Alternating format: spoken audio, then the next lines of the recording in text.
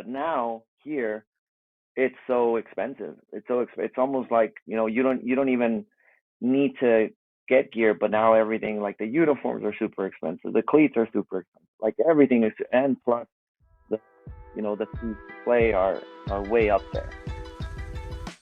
All right, and we are back again, episode 45 of the Box to Box podcast. If you don't know who I am, my name is Jose Tejas. I am the primary host of the show. As usual, I am joined by a very special guest today. I will tee him up with a great intro in just 1 second. Before we get there, though, my normal intro. If you guys haven't already done so, like the video down below, subscribe to the channel. We are growing. We are in this mission of making the beautiful game accessible to everyone and more importantly, culturally relevant here in the United States and in North America. And as always, Box to Box presented by GOLZtv. GOLZtv, where you can get your free, unlimited, fan-made footy content today. All right, intro out of the way. Now, on to our guest, a former player, a coach, a director of coaching in this day and age. One of the few coaching guests that we've had on this show. I'm super excited to talk to him. Has a crazy background around this game, been playing it a very long time. We have Coach Jerry Ruiz on the show today, calling out of California. How are you, my man? Good, Jose. How are you?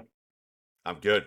Thanks again for jumping on, man. I really appreciate it. I think it's going to be a special episode. I think your background is something that parents, players, anybody in between is going to really want to dig into. So I think your story is going to be very relatable, especially as you continue to build out the community and your club out there in San Diego. But we'll talk about it. I think your transition from a player into a coach is pretty important and pretty special. And we'll start from the beginning and kind of scale up to everything you're working on today. But before we get there, everyone knows what question I'm already going to ask.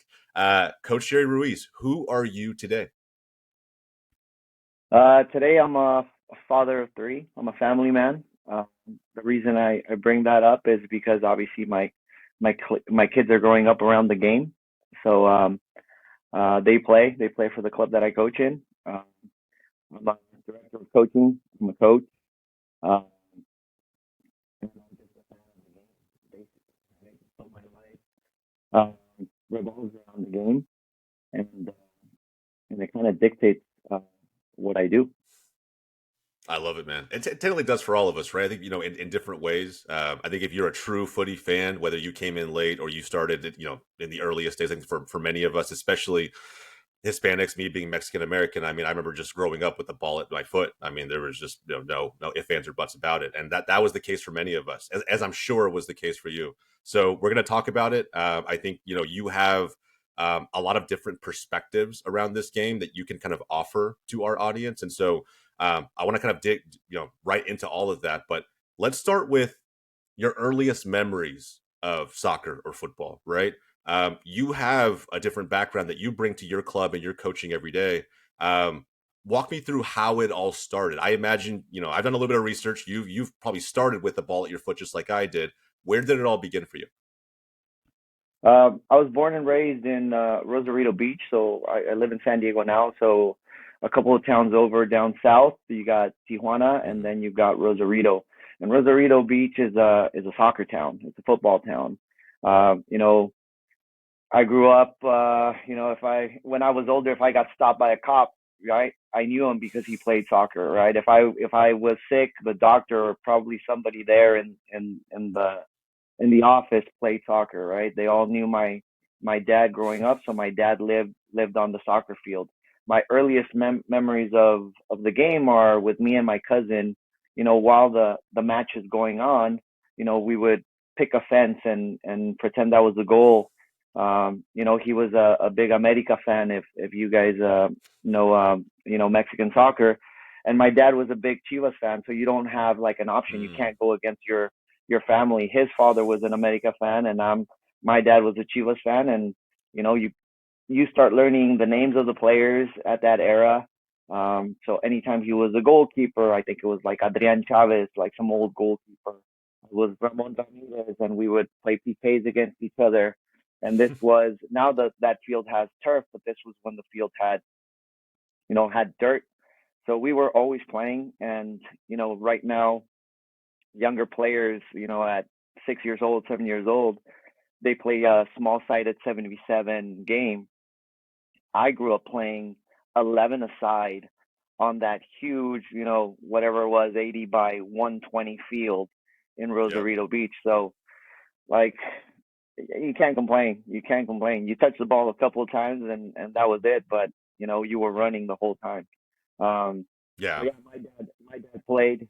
So I grew up watching him. He was a forward. He was a very good player. So and people really admired him in the town. Um, so that was kind of like what I started to aspire to.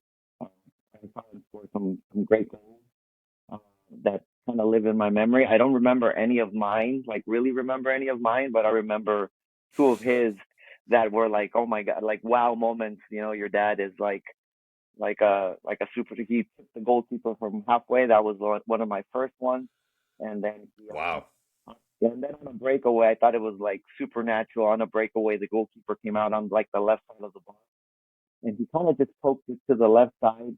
And I saw the ball go one way and my dad go the other way. And as the ball went in, he jumped to celebrate. And I was like, it lives in slow motion in my head. So that was pretty epic. Even though and then the level in Rosarito was very good at that first division. You got players like Paco Torres that played in America. I don't know if you're familiar with him.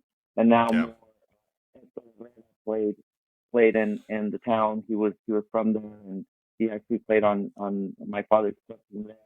Um, so he's well known, but the level was very very good all the time. And these guys were young players playing with men already, and that's why I think they did so well.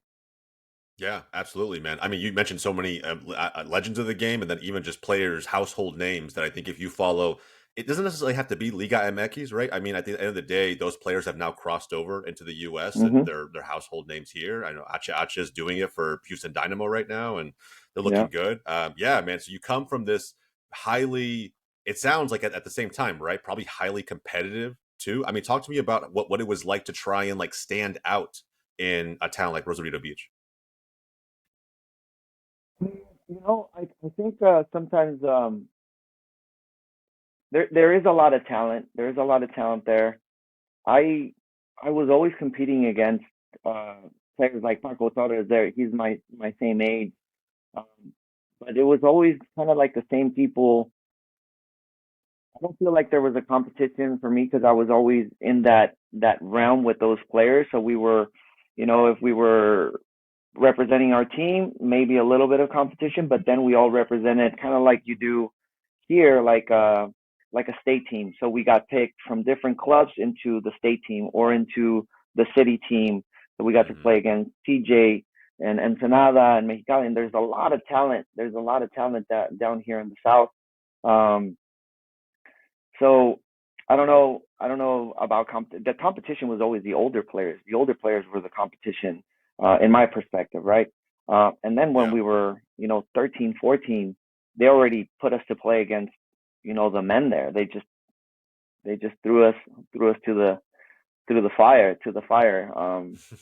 So the competition was always like it always varied. It always varied from very experienced player to very young players that were skillful. So you got to learn from everybody there. Gotcha. Yeah, that's interesting, right? Because obviously, I mean, you know the youth model here in the US, how much different it is from how players are kind of bred and how they evolve, even just right across the border in Mexico. Yeah, I feel like it's at times when I hear about how the systems really work, it feels like it's night and day. And I don't want to go too far down this rabbit hole because I'm sure you see the differences every day, every week, every month. But when you think about your journey and everything that you experienced as a player coming up in what seems like a very competitive environment down in Mexico, how has that kind of shaped how you thought about? And I don't want to get. I kind of want to talk about this as a player first before we talk about it as a coach. Hmm. But kind of help me understand your evolution as in your playing career, right? This environment that you were growing up in down south. When did that start becoming real for you in terms of your journey to being a pro? Yeah, my journey took like a wrong turn, not like a wrong turn, just like I had to deviate from what the plan was for me for a long time. So I Hmm. could probably answer that in terms of I'll use like Paco, a good friend of mine, as an example, right? We were coming up together, always competing, always the youngest players to get picked on like the older Baja teams and stuff like that. And Paco started working with there's always affiliates, right? So Club America always had like an affiliate in TJ, and we always had like scouts coming out to see us from either Chivas or like the big names came down, and they still do. They still come down and they put on clinics to come and see players. Hmm. You know, my parents like my life changed drastically, right? My love of the game kind of shifted because of, bad relationships, or, there was over there, obviously, with all the talent, there's always a lot of drinking going on. So I related all that stuff, all the good stuff with the negative stuff. So I kind of just steered away. I actually went and tried to play other sports, played roller hockey, played other things that were like so far away from soccer. And Paco stayed on the path, right? So he went and he did Club America, and right around the time where I left the game, he got picked and went directly to Mexico, like at 13, 14 years old. Um, so he was more of a traditional, right, pathway, even though he put in the work, he trained, and he always played. And then he found this little academy where a coach really believed in him and sent him away. And I just Yeah. wanted out. I wanted out. I didn't want anything to do with uh with anything that had to do soccer related for a couple of years. Um, so again, so he went that route. He was successful. He was always like a gritty player. I think he debuted at 17. I got to watch him on TV. I was very happy for him. Like I said, I just didn't want anything to do with it. So my pathway was very, very different. I was living in the States. I did all my schooling here. People try to get me to play club. I never wanted to play club. The love of the game, like I couldn't get it out of me. So I Hmm. was always playing like local leagues. I didn't tell my parents. I was like, my parents really never went to watch me play when I played. So it was a very different lifestyle than now, than what I see the kids. The kids' parents are so invested in their kids' lives. And so I don't know if I answered your question, but that No, you pathway, did. You, like, you definitely like. did, Jerry. Yeah. You definitely did. I think what just to go a little bit deeper though, you said you went off the pathway a little bit, took a non-traditional route. What brought you back in? The love of the game, you just said, right, never really went away, but you kind of Hmm. put soccer aside for just a brief bit for about a couple years. What brought you back in? Because now soccer's your entire life. Like what really was it? Hmm. People wherever I played, they always, told me that I had a lot of talent. I always kind of, pushed them away. I was like, yeah, thank you, or whatever. I never really paid attention to the talent part, the more Hmm. natural talent. Um, so like I said, I like to compete. So, I played roller hockey in Mexico because there's no ice over there. Well, there's ice, but now there's a little bit more. But got invited, so I got really into like competing. Got invited to the Mexican national team for roller hockey. So like, there's a bunch of things I still wanted to compete, and even a coach in roller hockey told me, like, the first thing he asked me when I was trying out for his team, he's like, "You're a soccer player, aren't you?" I'm like, yeah. Like, it's the way you move, the way you see the game. I was even trying to chip like hockey goalkeepers with the puck if I saw them out. So it's just a different. So like I said, I always try to relate it. So those were pretty fun. Um, so at the end of it, it was that it just caught up to me. People just started telling me that, you know they wanted me on their teams, and that I still had a chance to go and play and this and that. So they're the ones that started kind of pushing me into a more competitive environment. Um, but another thing is, like, I was always very injury prone, right? Like, Mm. sometimes players, you can have all the talent in the world, but something that we don't see is, like, some guys are just injury prone. They take care of their bodies and this and that, but I was always a very squirrely player. So, defenders were always chopping at me, and most of the time, when they got me pretty well. Um, so I started playing here in San Diego, semi-professionally, uh, and then I just got really seen, right, by one of a scout that was from Hungary, right? From Hungary. Their team was in the first division. They were about to get relegated. They thought I was a person that could help them avoid that. So I went to play in Hungary. It lasted a year. As soon as I got there, I got to play 2 games and I was done. Somebody just slid tackled, got my ankle. So I was out. I was out and they were trying to push me back in, trying to push me back in. And by that time I was already what, 23, 24? You know, Yeah. I was already up there, right? So it's now like it's a mind game. It's a mind game. You know, should I stay in this country where like the weather is so extreme, you know, the team is going to get relegated. They want me to stay in that second division. Do I really want to stay? Or, you know, by that time I had already experienced coaching. And obviously, I don't know, most people know this, but playing in Europe, you know, doesn't mean Europe, it's not all the same, right? Hungary is not the same as England, Spain, and you're not going to get Hmm. paid the same. You're not going to live the same way. So it's like I could get paid more coaching here in the States than playing. At the end, in a nutshell, that's kind of like the professional career, right? I did play in Mexico a little bit, but it was only like here and there. They were trying to get me back, and at the end, my heart was not in it. This was right after I came back from Europe.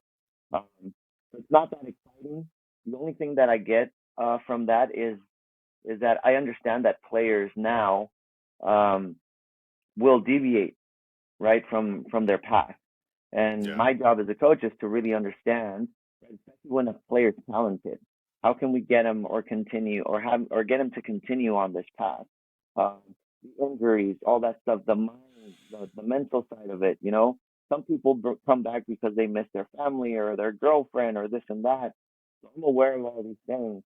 So I think that experience just helped me. You know, it helped me grow, but it helped me grow more as now as a mentor and a coach. Yeah, absolutely, man. I think it's huge. I think it's you cannot just talk the talk. You've already walked the walk, right? I think that's super important for your time as a coach now. I'm really curious because I think a lot of players wonder. I can only imagine what you must have been thinking when you had to answer the question, right? I played a couple games. I'm already injured. Is this the dream I want to keep living? Do I want to go home? When you made the decision to come back, how did you feel? Like, I'm just really kind of curious, right? Because I remember when the day decided to stop playing because I was also an injury prone player. I'm a Hmm. smaller defender, and I try to play as physical as the bigger players around me, and it just my body took too much on. How did you feel? I know for me, I felt pretty defeated. It felt like a chapter was turning without my control. It was just kind of like, all right, I have to move on. This is no longer for me, but I didn't want to. How did you Hmm. feel when you came to terms with the fact that your playing days were maybe coming to an end? To tell you the truth, I mean, I wasn't that disappointed. Um, I felt that I had, you know, like it's always about going back to my journey, right? Like Mm, I still have it in me that, you know, if I probably wouldn't have taken that big break, I probably could have done it. But at the end, it wasn't in my heart, right? It wasn't really for me. So so it wasn't like a dream of mine um all through my youth, or you know, it was more like I was talented enough to do it, and that's why I did it, and I enjoyed while I was there. But when it was over, it was like a moment that I had to say, like, you know, it just wasn't for me.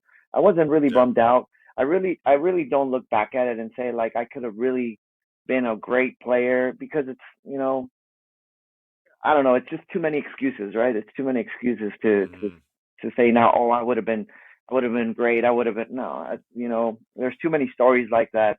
I just kind of look forward and then try to get on another path, right? And maybe it's like I got excited about coaching and going like, okay, what do I want to do? What is my goal in this area? Do I want to pursue this? So I knew I still wanted to be a part of the game. but I don't linger on that anymore, you know. That's good. No, I mean, I think that's probably the best message we could deliver home to anyone. I think it's just sometimes I think it depends too on how strong someone is mentally, right, or the expectations for their experience. But I think it probably also hurts more when you don't take the leap. Like if you had never gone to Hungary and just decided, Mhm. okay, playing's not for me, and then you have some regret after the fact. I think you did it. You went out there, maybe the world just kind of showed you like, hey, this is probably it. Like, I gave it a shot. It is what it is, and now I can move on to the next thing in my life. Yeah. I think that's probably the healthiest way to look at it. Of course. Before we transition into your coaching career, I do want to dig into all of that and how you landed on. I think there was another name for Coronado FC before you got there. We'll talk about the club and everything you're working on. But I'm really curious. I think a lot of people are.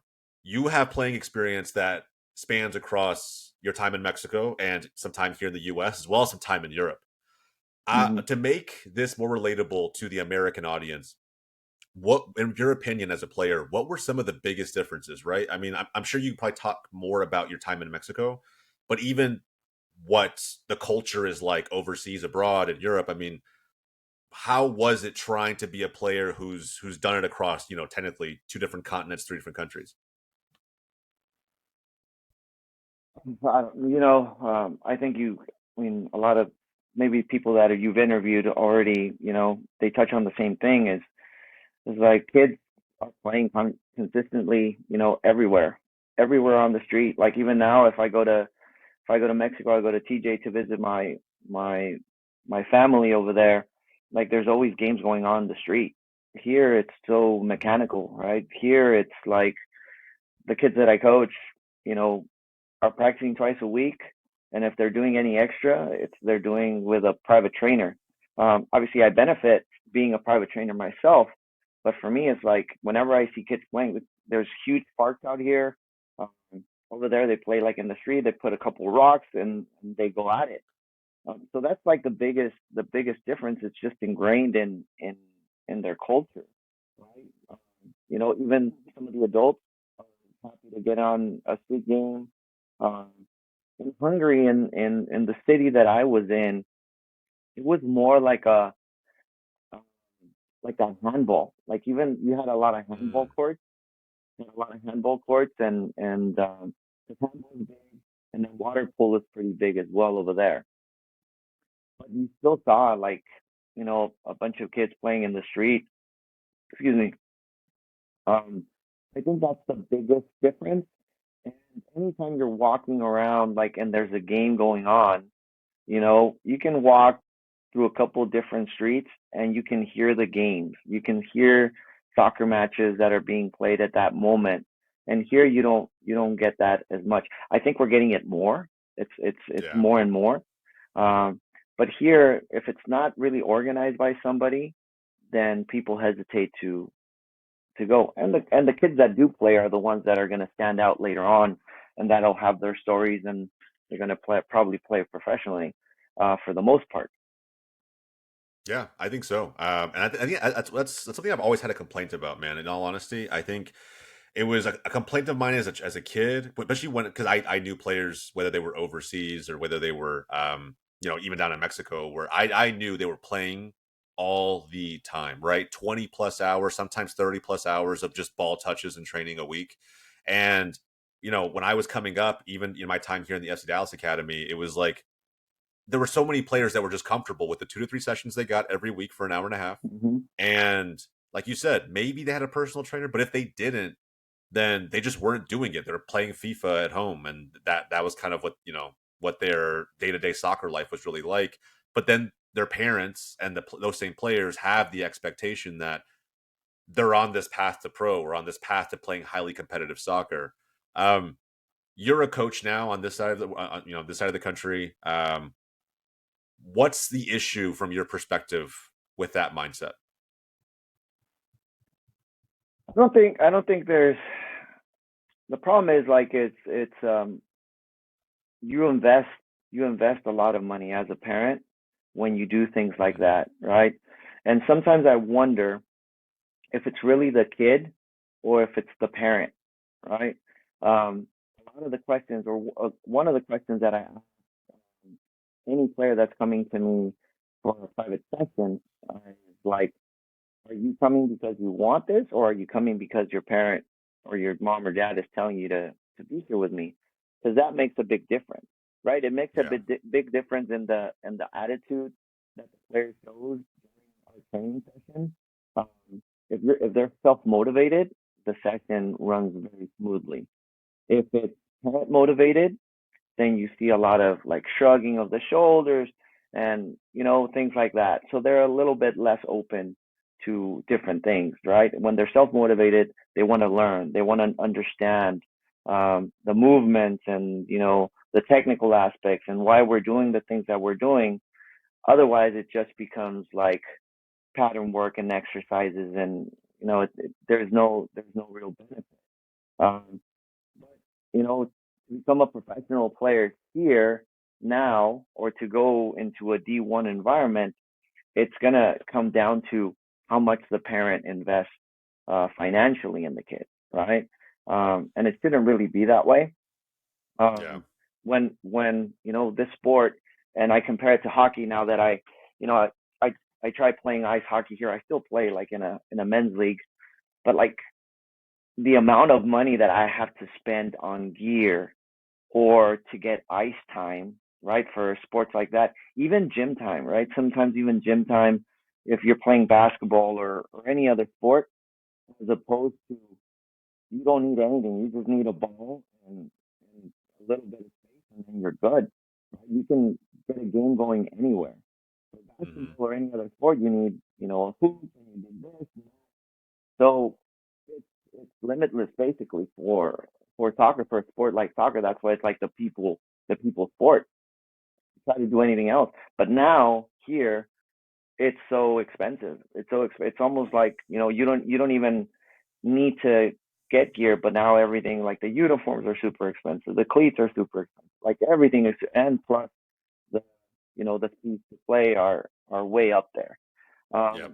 You know, here, like, there's clubs that still, you know, charge very, very little to play. Um, the downside sometimes is like you get a lot of talent, but then the leadership lacks, right? And not all the time, because you might get lucky. You might get lucky and get a coach that's really invested, really prepared, that wants to devote his time to those players.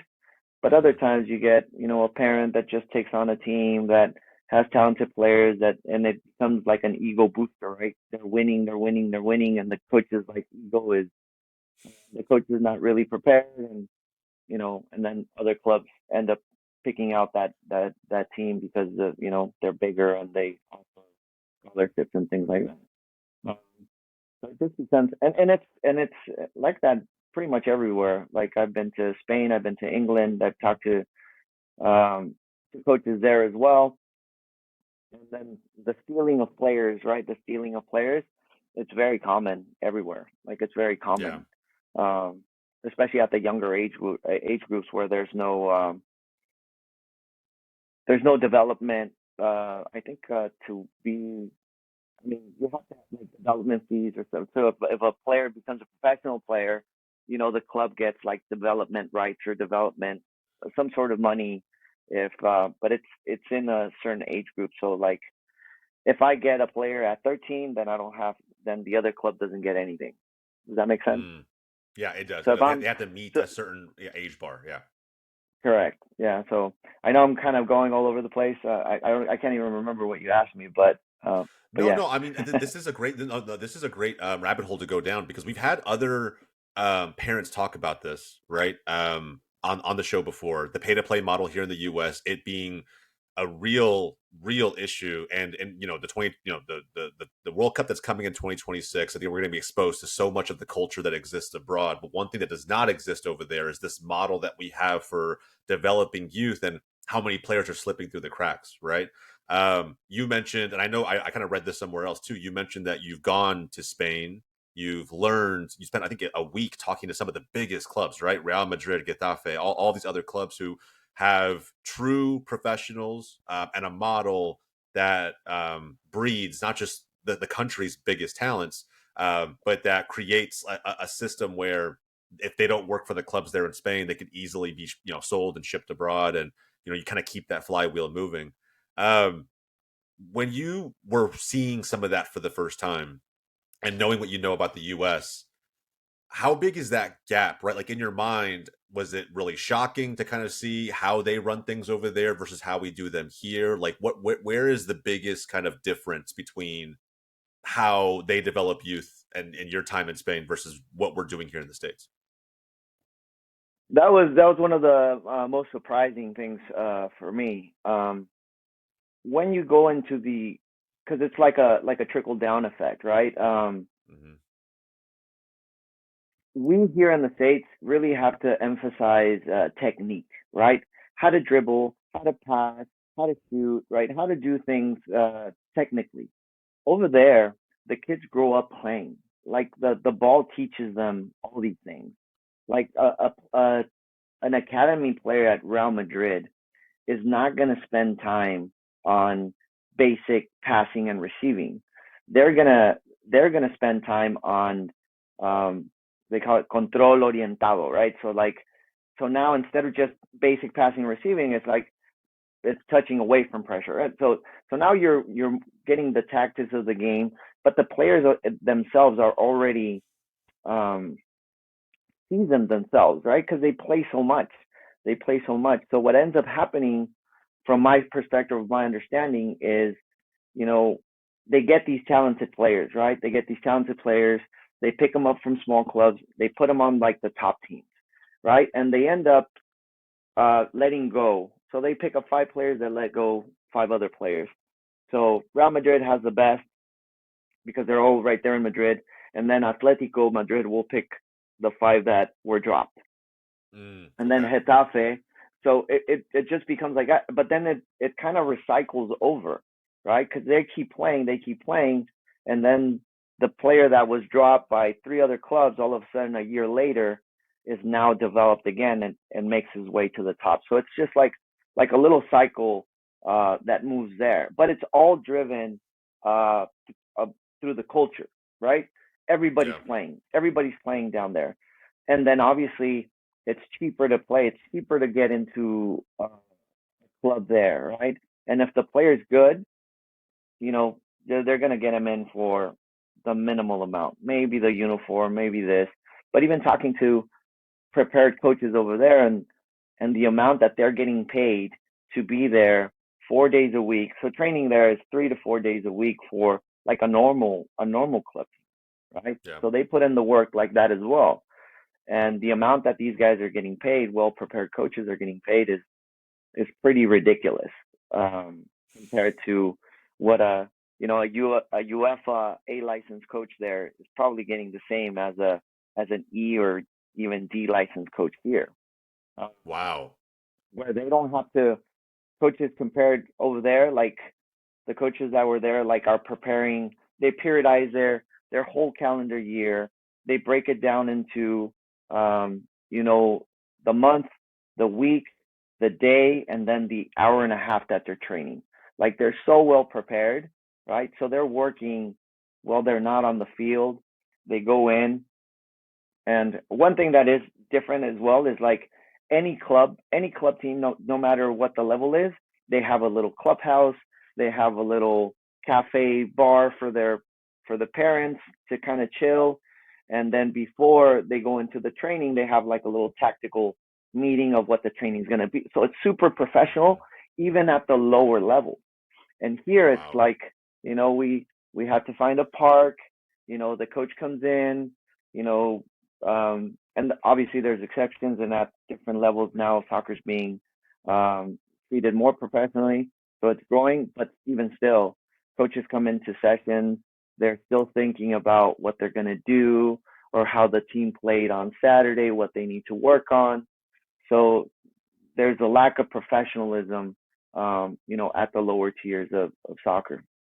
Yeah, it's interesting, right? The one thing that stuck out to me there was the fact that the foundation for the players is already there, right? They're Hmm. already.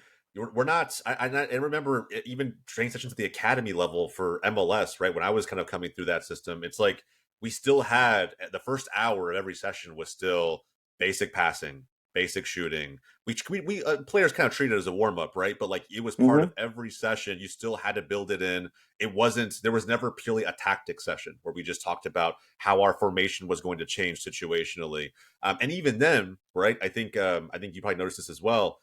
The manager, right? Whoever the head coach was going to be, if we had sort of a foundational session or more of a technique session, the head coach is the one doing it. Whereas, from my understanding with professionals, especially overseas, that's not the case. The head coach is purely the tactics person. He's there to kind of make Mhm. sure that the team is set up to win.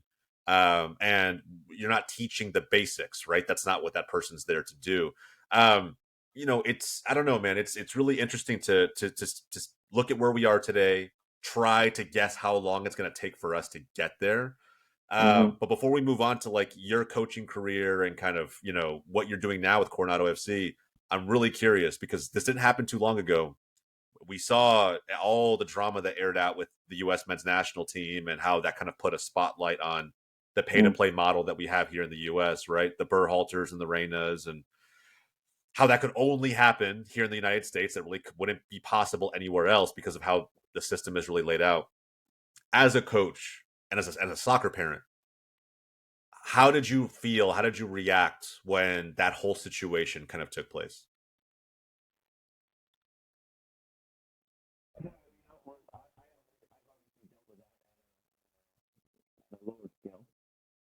So it's just surprising, but you know, the one thing that stands out to me is how an organization like U.S. Soccer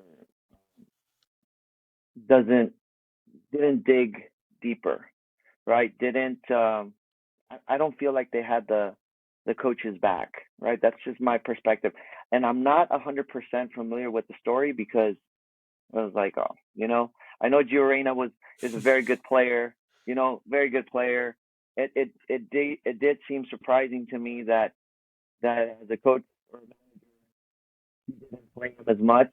But we all have our reasons, whether it was and then the gossip comes out, right? That what he told him that he wasn't gonna be involved as much or whatever it was, right? Because Yep. that was Yep. like hearsay. Um, at the end of the day, it's the manager's decision, and if I'm a coach and the player is going to help me win, and at the end, it's about winning at that level. It's about winning. If that player is going to help me win, then there's no way that I leave him out. So I know that Yeah. there was something else, right? It was probably like injury. I don't know. I don't know, but like I felt like maybe the federation didn't do a good job in backing or going through the whole story. And then the whole thing with these guys trying to dig up dirt on Berhalter from the past, it's BS, right? We all have Yeah. things that we've done years ago, whether it's a tweet or whether it's whatever it is when you're younger. We've all made mistakes, but to bring those out and it's just, but it happens at all levels. It was just, pretty surprising to see it at that level play out like that. Yeah, no, I agree with you, man. I think yeah, it's something you would kind of expect to see if you've played soccer long enough in this country, you'd expect to see it, at a youth, U11, U12 level where a parent who's paid $4,000 for their kid to play, club ball, and they're just mad that their child isn't playing enough, and they're usually the loudest parents on the sideline during games, and they're the ones to go talk to the coaches right after the game is over. Um, and just a last little question before we move on from this point specifically. Um, I almost could not be a coach for that reason. I think dealing with parents is a special skill. I think it's so difficult to do. I don't have the patience for it, to be honest. That's just really me. I'm preparing to be a father soon, and I everyone's kind of asking me, "Hey, you're going to be a coach? You're going to coach him?" No, I'll tell you that right now. No, because I'll have to coach and parent kind of everyone else's children. So from your perspective, how much does that with coaching here and knowing that you maybe could have an opportunity one day to coach somewhere else, maybe back in Mexico, maybe who knows, another country even. you have to deal with that here in the US. I mean, what's that like? Does that ever, come into your mind when you think about maybe accepting another coaching job elsewhere or whatever the case may be? I mean, what's it like to coach here in the United States and deal with that kind of atmosphere and environment? Uh, well, first, congratulations on being a dad. And Thank then you. second, um, you know, I'm not gonna pretend that other countries don't have the same amount of problems, because they do. Like I said, even in Yeah. Spain and England, they deal with parents. They have to deal with parents. Here is a little bit different because you're dealing with clients, right? These guys are paying a lot of money to play. So it's a product that they complain about, that they can complain about for sure. And um one thing that I liked over there, especially in Spain where I um was that if there was a problem, if there was a problem, um there was a person that had to deal with those issues. So as a coach, Mm, they don't talk to parents. Like, don't talk to your parents. Why is my kid not playing? As a coach, I'm not talking. You talk to the sporting director or the technical director. You talk to them. You don't talk to me. So as a coach, they let me work over there. Here it doesn't work that way. Um, mm, you know, here I found, as a coach, if you're going to be a coach here, right, you can neglect that part. You can neglect the parents. Um, Coaches make a lot of mistakes, um, or they'll have a better time coaching if they over communicate with parents. If you're over communicating with parents, you you know you're setting yourself up for to succeed. If you're keeping things, like, even like, playing time at the beginning, you set up a standard. Is it 50% of playing time because it's pay to play, right? Is your kid guaranteed 50% of time? How are you allocating that playing time? If it's 50%, I could sit a kid out for one game and put him in a whole game. Is it per game? Is it, excuse me, throughout the season? So you have to communicate this, and again, it comes down to how professional you are as a coach. You yeah. know, um, I have my coaches now in my position. They go on a weekly basis and they send out a little blurb. This week we're working on this, and that. Last Saturday was a great game here, here, and here. Some kids didn't get to play because, you know, excuse me, whatever the reason was. But next week we'll make up for it, and this and that. You get rid of so many problems by over communicating as a coach. The problem is, like I said, you kind of want to do your own thing. You think that coaching is only like on the field and stuff like that, but it's different to our environment. Like I said, if I have a technical director, like for me, if somebody complains about my coaches, here the ladder goes backwards. First, you talk to the coach, then you talk to the director of coaching, and then if it's a real problem, then you go to the board of directors or the CEO or whoever's running the whole program. So Okay. there's no like middleman. There's no middleman. Man, that's Um, interesting. yeah, for a coach, I mean, when I was coach, well, I'm still coaching, but when I was solely a coach, I had to deal with all that stuff. But again, it's just how you manage it, because you can, every week it's going to be a new problem, or you already know what the problems are. You generalize it in a email or a meeting or whatever it is, and then parents aren't going to question it as much, and it'll be a smoother ride. You're always going to have something. You're always going to have something, whether you pay or not pay. But it's just who's the point of contact to kind of raise these concerns. Damn, that's good, man. I like that a lot. I think that this is something that anybody who's watching, right, an aspiring coach, an aspiring player who's worried about that transition one day, these are all notes I think you should be taking because no matter what, right, when you're dealing with someone else's child, you're going to have to answer for whatever you're kind of helping put them through, anything that you're helping to teach them, and you're kind of accountable for that piece of it. So I think that over communicating is a piece of advice I actually haven't even heard yet. So I think it's a valuable piece of info for any aspiring coach out there. And speaking of that, I definitely, as we kind of get closer to time here, I want to touch on this transition that you've made now from just being a coach, right? You went from player to coach, like we talked about, and now from moving from coach into director of coaching, and how much responsibility that means, and everything else that you're building at Coronado FC while you're still creating content and trying to put a spotlight on the game.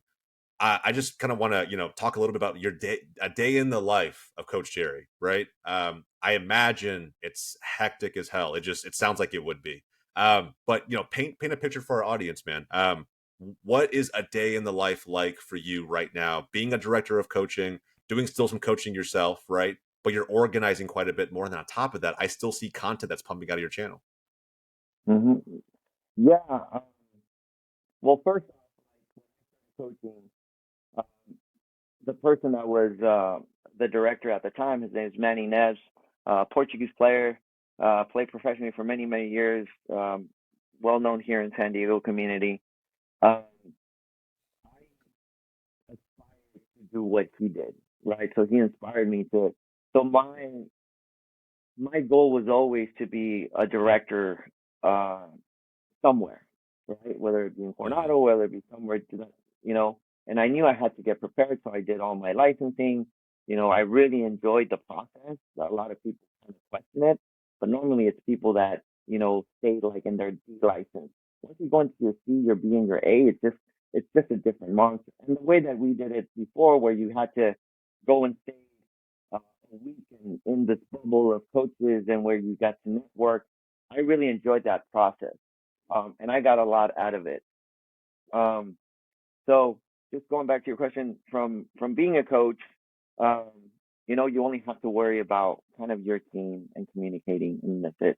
And then when I transitioned into the director position, now I have to, like, every single problem was my problem. Before, only the team problems were my problems. Now every single team's problem is my problem. I came in during COVID, so I had to keep the club running. So I had to figure out a way to keep the club running. So we started doing, and many people did the same. We started doing Zoom trainings. I started really figuring out um, how I kept my coaches working, because some of these guys really depend on that money that they're making. So how do we keep these guys working? How do we keep the club moving forward? And understanding your environment, right? So my club is a smaller club, right? So when I went to Spain and when I went to all these on this little journey, it was to understand my environment. So if I go to and look at Real Madrid, that doesn't apply to my environment. I can take a couple things here and there, but it really doesn't apply. If I go down the ladder, a team like Toledo, right? A city like a Toledo, where it's a smaller club, and okay, that applies to my environment, right? Yep. We're very unique in Coronado. I don't know if you're familiar with San Diego and Coronado. Um, Coronado's like a little island. We're required to have 75% of our players be from Coronado, so they have to be from there. And this is for fields and stuff like that. So it really limits us, as opposed to a big club like Surf or Nomads, that they can pick from anywhere. Like, we have a couple kids from Yeah. Coronado go to Surf, no problem, no questions asked. So the most important thing is really getting to know my environment, and then understanding that with all these things, there's politics, right? There's politics, there's board members, there's parents. Parents have their own agenda, whether they like it or not. Their kids are their agenda.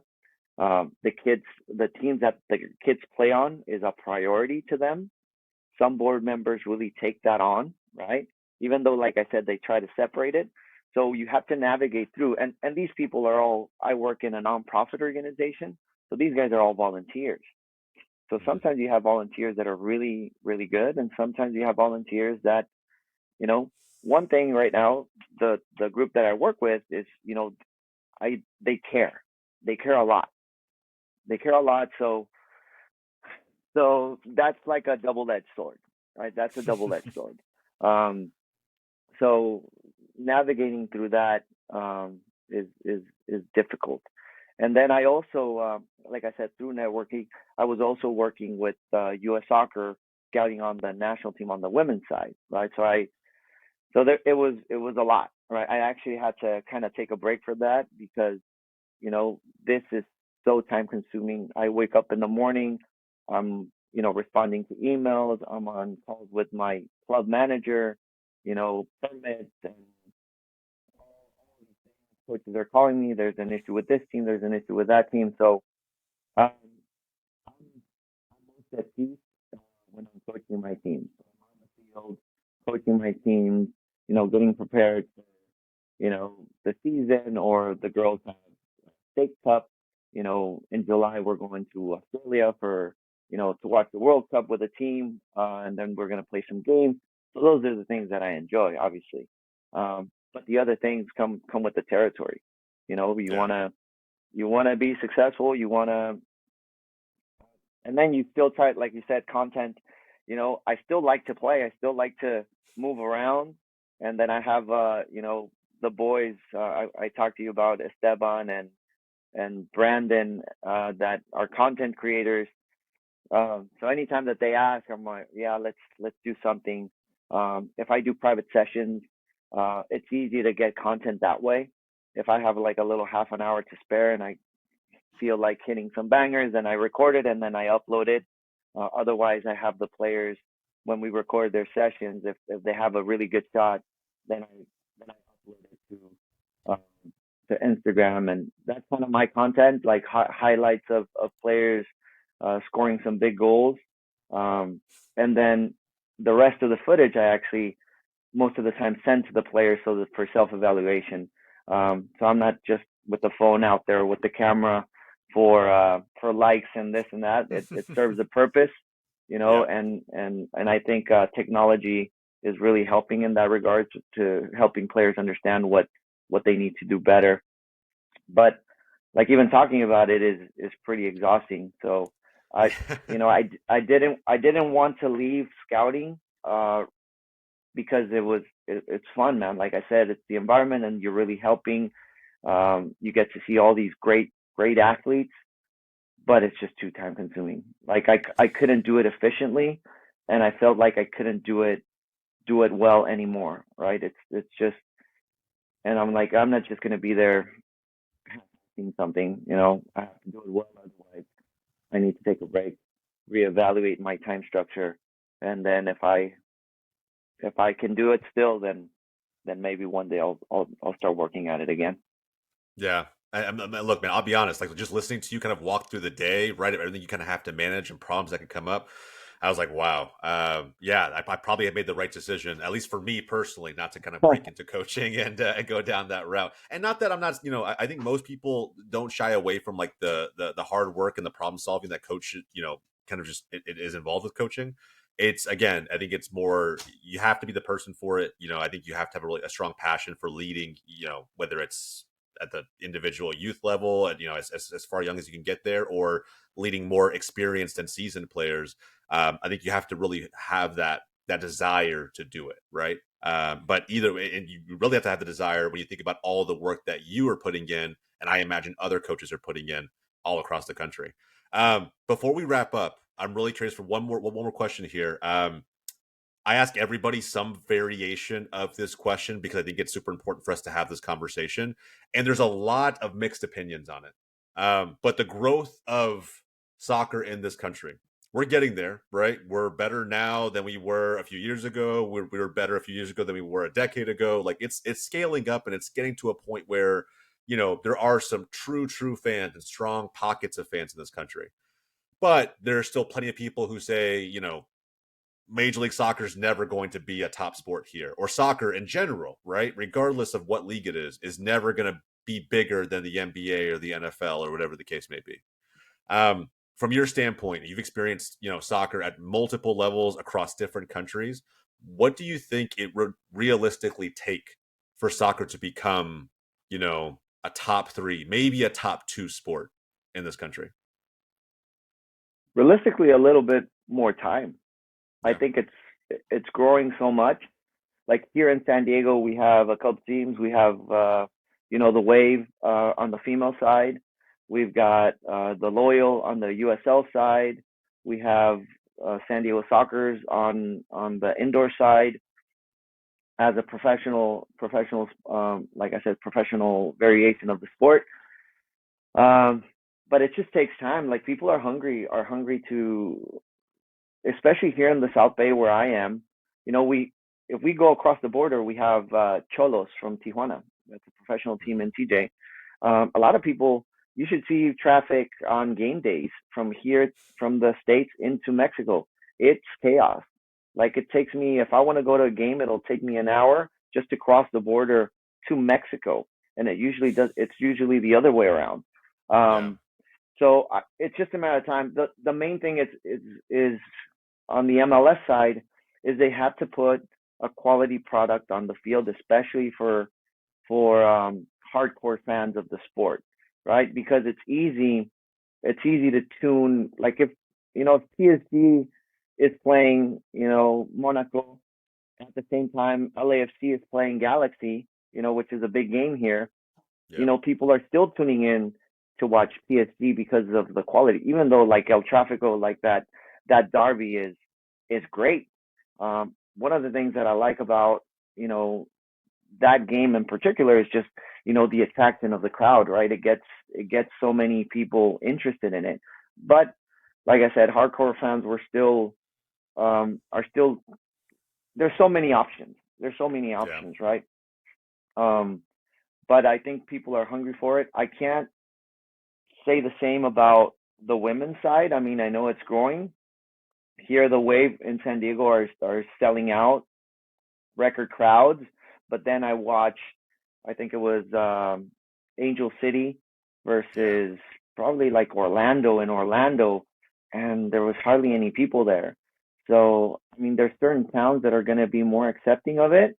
So I think U.S. Soccer has to capitalize on that and really, really pay attention when they offer up their franchises to where is it going to be beneficial.